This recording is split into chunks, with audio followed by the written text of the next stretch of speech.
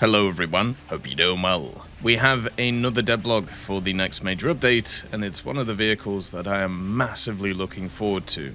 Since the Thai Air Subtree was announced for Japan, all I wanted was to see the Thai ground Subtree, because there was one vehicle there which I've been looking forward to for an incredibly long time.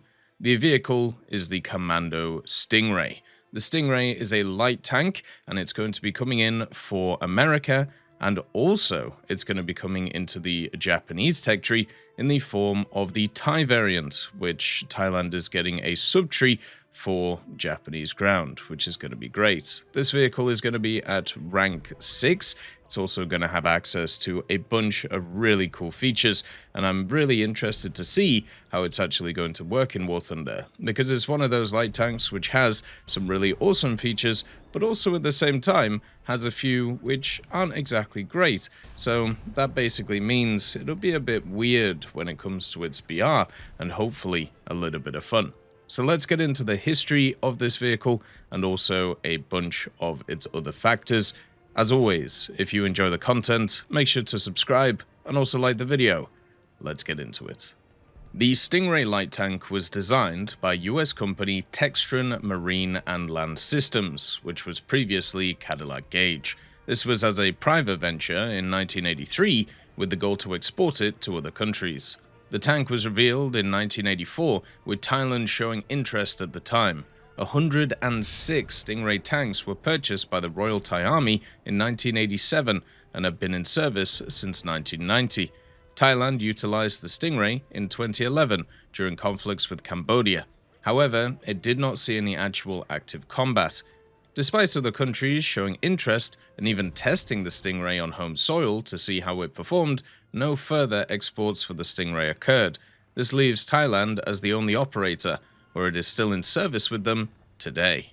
So when it comes to War Thunder, one of the problems the American tech trees had for a long time is Gaijin decided to make a lot of its really interesting light tanks, event vehicles basically, and even premiums. So stuff like the T114, for example. You also have the XM8, the CCVL, and even stuff like the AGS. All of these vehicles are really interesting, really cool, and also either premium or event vehicles. The cool thing about the Stingray is it's going to be a standard tech tree vehicle, so it's going to be in the American tech tree, which is great, and also it's going to be in the Japanese tech tree. And as we've talked about many times with Japanese ground, even though it's a lot better than it used to be, it's still not the same caliber as many of the other larger kind of tech trees. So it's nice to see it get some reinforcements, especially in terms of this type of light tank, which it looks like they are basically going to stick at a similar BR to the Type 16. So maybe it won't be fantastic in terms of adding to lineups, but in general, at least it'll be nice to see. So this vehicle has a 105mm gun. It has access to a stabilizer, a two-plane one, so horizontal and vertical. It's going to get a heat FS, so that'll be its stock round since it's a rank 6, because Gaijin refuses to basically get rid of that, which sucks. It also gets access to HESH, which is hilarious, so that will be great because it will be an additional modification that will make other modifications cheaper at that rank. The modifications, HESH is completely worthless in every other way. Then 2 APF SDS rounds, so they're basically following the same idea as a lot of these kind of high-tier vehicles. So for example, if you have a look at the Abrams, which is probably the closest example, you start off with heat FS, you have a HESH shell in the M393A2, and then you get access to the M735, and then later the M774. This is all in the 105mm M68A1, so I'm guessing this vehicle is going to have a similar kind of setup on it. It's also going to get a laser rangefinder, so that obviously adds a layer to it to make it even better than it was. The interesting thing about the Stingray is I'm pretty sure there were variants of it which were upgraded over time, and that basically means that we could have different variants of it, which could be cool, or maybe we could get some interesting camouflages for it, because as said, it was tested by quite a lot of different countries, but unfortunately never kind of came in. They also, one of the pictures that they have on the Devblog has kind of a wild camo on it, so I'm guessing you'll be able to get that too. Maybe this is kind of a look into what the Thai camouflages are going to be like for the nation. Remember, whenever a new nation gets added, they usually also add a bunch of camos to it, which is pretty cool.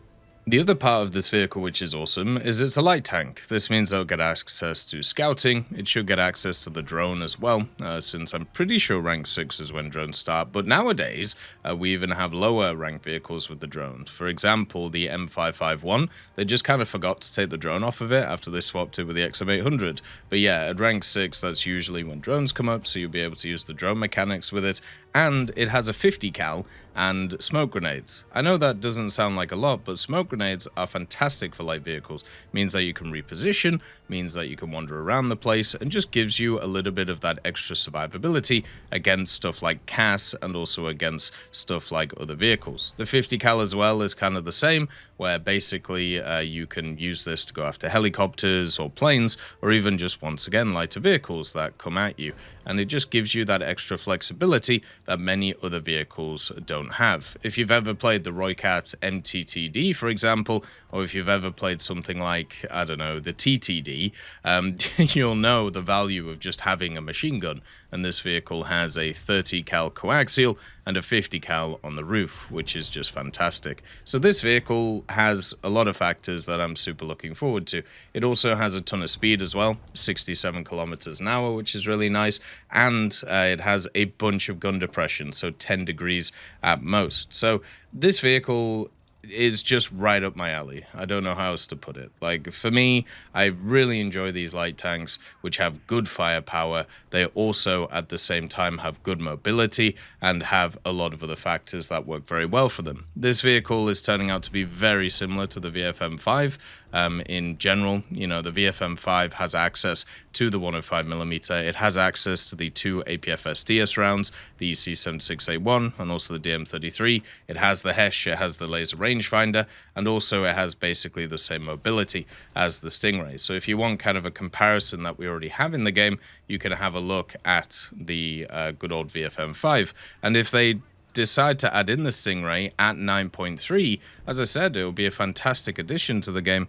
But unfortunately, there's already the Type 16 there for the Japanese, which the Type 16 is very powerful. It's very, very good and works very, very well.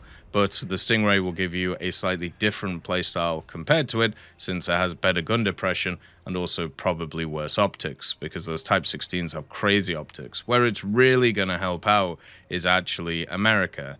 America, the 93BR, is not bad. They actually have a lot of really good stuff. You have the the MBT-70, which turns up, and then you have the 9.0 lineup. You also have the XM1, which I know a lot of people bought, which is also a very good vehicle. And so with this kind of adding to that area, on top of stuff like the Bradley, the M247, the Chaparral, and even the M60A3 TTS, basically what you're going to have is a vehicle that will be very good in the light tank role, which then you can transition into getting into CAS with it because of stuff like the airstrike, mechanic, and all of those different things. And at 9.3, or at least 9.3 when it comes to ground, you have the start of some pretty nuts vehicles, such as, of course, the A4s, which start turning up. So the A4E, for example, is at 9.3. You have the guided bombs, the AGM-62s. You also have access to the bullpups and even the standard AIM-9s and countermeasures. So if you use something like the Stingray to be able to get into something like an A4, it's going to work really well for you, and that is just fantastic. So this vehicle is easily, without seeing most of the other vehicles of the update, this is like one of my picks of the update. This is a vehicle that's right up my alley. Good gun, good firepower on a mobile light tank platform. You know, survivability at high tier obviously can be important for certain vehicles, but for my general playstyle of, you know, maneuvering, flanking, hammering, vehicles like this will be great. The only thing I would say that does kind of disappoint me a little bit, and this isn't the vehicle's fault, this is just kind of like a gaijin thing, it's coming to 2 tech trees. I'm sure there'll be like slight differences between them, because, you know, they always make little differences between these types of things. But it would be so nice if there was just some kind of mechanic where once you research one, once you spade one, it makes the other one a bit cheaper. Even if it's just like a 3% discount on the total RP needed or a 5% discount on the total RP needed, just to give people a reason to basically play the same vehicle twice in 2 separate tech trees. And they obviously added the kind of skill bonuses in, which is really nice. They also added in the daily bonuses for research to try and get people to play other tech trees. But I think now, especially with TIE coming in for ground for Japan and then bringing in an M60, bringing in a Stingray, which is going to have a copy of it somewhere else, and then also stuff like the M163, where there are many of them in the game, I think it might be worth considering some kind of discounts across the board to try and get people incentivized to play these different tech trees. As always, let me know what you think about the vehicle. I'm super hyped, and I'm really looking forward to it. Look after yourselves. Peace be with you. I'll see you next time. I'd just like to thank GMG Smiley, CD Beans, Chieftain Mike, EMN3 Galaxy, Tulio Pontecorvo, Brendan Quinn, Carrion Crow, Gus Irenicus, Pyman, Wartinder, Teddy, Daniel Stanton, Martinez, B. Young, Ozzy Panzer, Alan Hacker, Liam Shear, Opium Prime, Lafouche, Sem, Aslan, Uncle Bean, and Derek R. for supporting the channel.